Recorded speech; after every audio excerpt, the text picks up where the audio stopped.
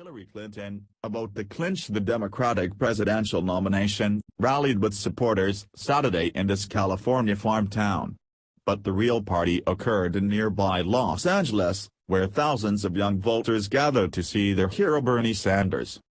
Both politicians have been crisscrossing the largest state in the union ahead of Tuesday's primary, and while it is Clinton who is all but certain to prevail in their national battle, Sanders still appears to draw larger and more energized crowds.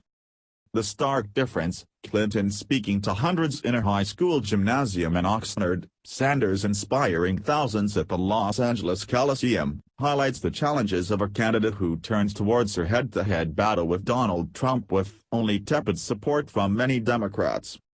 "I would say there's some Hillary fatigue out there," Jeremy Jackson, a 39-year-old teacher in Oxnard, told AFP, reflecting on the more than 3 decades in which Clinton has been in America's public eye.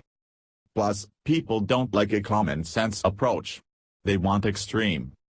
Clintonites don't have all the pizzazz, but that doesn't mean we're not as enthusiastic," added a federal law expert in Oxnard who identified herself as Erica B., age 35. "We're tired of having to defend Hillary, so we're not always super vocal." Clinton's campaign exudes party establishment. She was a U.S. Senator, served as President Barack Obama's Secretary of State, and was First Lady in Bill Clinton's presidency, while Sanders epitomizes the scrappy outsider. She would make history as the country's first female commander-in-chief, but even that milestone would be tempered after Barack Obama's landmark achievement 8 years ago, when he became the first African-American commander-in-chief. Clinton's unfavorable ratings are sky-high, similar to those of Donald Trump, the braggadocious billionaire who was 2016's presumptive Republican presidential nominee. Sanders argued at his Saturday rally that he consistently fares better against Trump than Clinton does. He also said he will take his fight all the way to the Democratic convention in July, where he aims to sway enough superdelegates, unbound delegates who can vote for whomever they choose at the convention, in his favor to win the nomination. It is a tall order. Clinton has amassed 2,313 total delegates, according to CNN's tally, just 70 shy of the number needed to clinch the nomination. She inched closer to the goal Saturday, winning the caucus in the Virgin Islands, where 7 pledged delegates were at stake. Puerto Rico's 60 delegates are up for grabs Sunday. With more than 600 pledged delegates in play Tuesday, Clinton will wrap up the nominations race June 5 when California, New Jersey and 4 other states vote.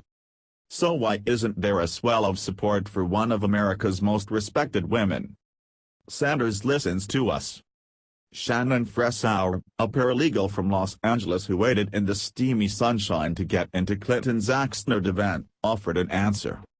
"Clinton is a known quantity for millions, especially those backing her," the 41-year-old said. "The only enthusiasm that matters is showing up to the polls." Clinton has won 3 million more votes in the primary race, Fressauer noted. "There is a gap in the idea of what constitutes enthusiasm. Many Clinton supporters insist she will unite the party and head into the general election with strong advantages over Trump in terms of experience, policy positions, and commitment to improving middle-class and working-class lives. I think Hillary's momentum is strong," U.S. Congresswoman Julia Brownley said after Clinton's event, noting that the candidate's support has strengthened after last week's foreign policy speech in which she hammered Trump. But Clinton is under threat of losing California, which she won in 2008 when she finished strong against Barack Obama in the primary. Now she is the one facing an extraordinary push by a challenger.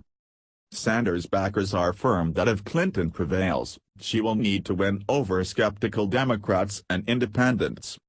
She will have to take into account that what we're following Bernie for is not because he's some sensation, not because he's offering free college to us, 25-year-old Travis Snyder-Eaton, a theater writer wearing a Feel the Burn hat, said as the raucous Sanders rally.